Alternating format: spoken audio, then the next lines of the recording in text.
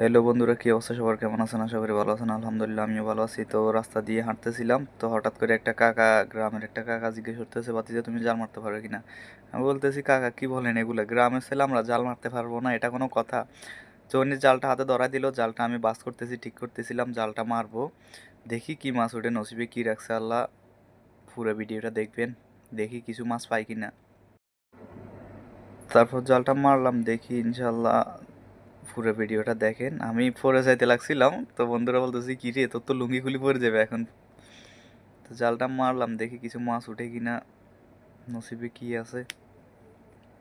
অবশ্যই দেশে গ্রামে জাল দিয়ে মাছ ধরার মজাটাই আলাদা। আর তাছাড়া এখন তো বিদেশে, এখন আর এগুলো মিস করি, শুধু দেখি দেখি মিস করি, মাছ ধরতে পারি না। পুরানা দিনের ভিডিওগুলোই দেখি। এখানে পুকুরটা ছোট, তবে অনেক মাছ, ওনারা অনেক মাছ চাষ করে এখানে। মাশাল্লাহ, আমার নসিবটা ভালো, প্রথম খেয়ে অনেকগুলো মাছ উঠছে এখানে। দেখেন বন্ধুরা, না দেখলে মিস করবেন, অনেকগুলো মাছ উঠছে এখানে।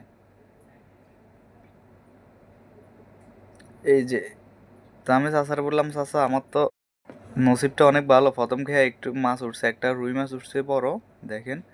তারপর চাচা বলতেছে, বাতিজা এখানে তো কিছু মাছ, যে তুমি যেগুলো পাইছো এগুলো তো আমার কিছু হবে না।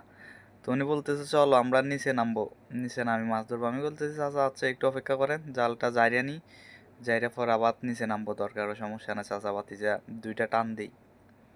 তাও দেখেন, পুরো ভিডিওটা দেখেন। এই যে রুই মাছটা পাইলাম,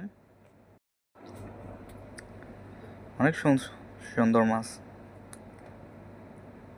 আসলে দিনগুলোকে অনেক মিস করতেছি, কবে আবার দেশে যাব, কবে আবার মাছ ধরবো, অনেক মিস করতেছি জীবন থেকে আগে।